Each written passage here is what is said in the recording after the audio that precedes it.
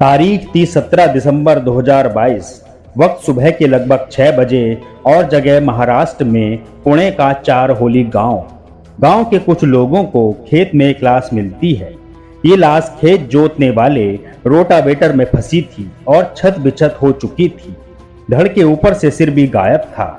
सूचना पाकर पुलिस मौके पर पहुंचती है और कपड़ों की पहचान से पता चलता है कि ये लाश गांव के किसान सुभाष उर्फ केरबा छबन थोरबे की है। जिस रोटावेटर में लाश फंसी हुई मिली वो सुभाष का ही था, जिसे वह गांव के दूसरे किसानों को भी किराए पर दिया करते थे।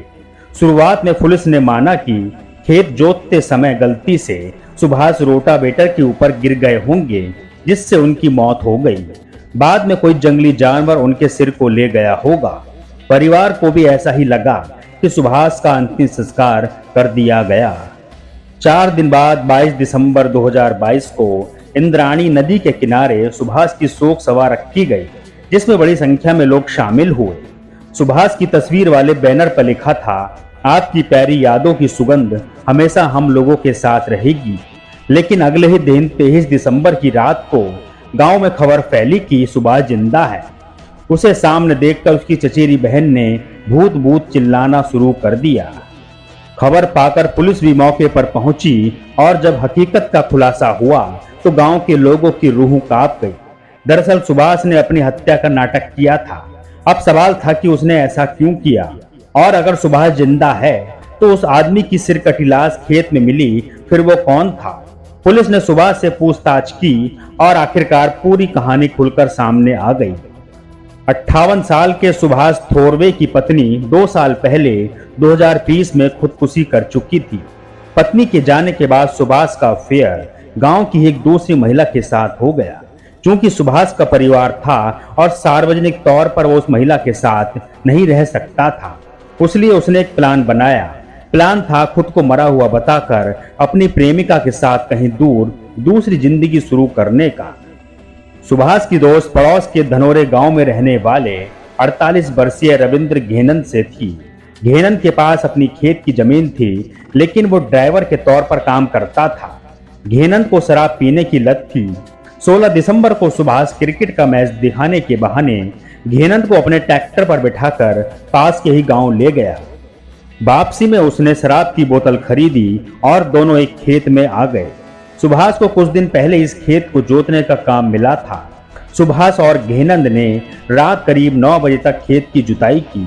इसके बाद घेनंद ने शराब पी और नशे में पूरी तरह धुत हो गया। सुभाष को इसी मौके का इंतजार था। उसने घास काटने वाली दरांती से घेनंद का सिर काट दिया। कत्ल के बाद उसने लाश के ऊपर अपने कपड़े डाले और कटे हुए सिर को घेनंद के कपड़ों और दरांती के साथ एक सूखे कुएं में फेंक दिया। अब सुभाष ने घेनंद की लाश को रोटावेटर से छत विछत कर दिया। उसे मारने के बाद सुभाष रात के अंधेरे में बिना कपड़ों के ही निकल पड़ा। रास्ते में उसने कुछ लोगों से पैंट और शॉल मांगकर पहने और सीधा अपनी प्रेमिका के घर पहुंच गया। इसके बाद ये दोनों जेंचुरी इलाके में चले गए और अगले दिन 3 दिन तक यहीं रहे। बातों बातों में सुभाष ने अपनी प्रेमिका का मर्डर की बात बता दी। उसकी बातें सुनकर प्रेमिका डर गई और घर जाने की जिद करने लगी। सुभाष के पास अब कोई चारा नहीं बचा था। 23 दिसंबर की रात को उसने प्रेमिका को उसके घर छोड़ा और करीब 20 किलोमीटर पैदल चलकर सेल पिंपलांग गांव में अपनी चचेरी बहन के पास पहुंचा।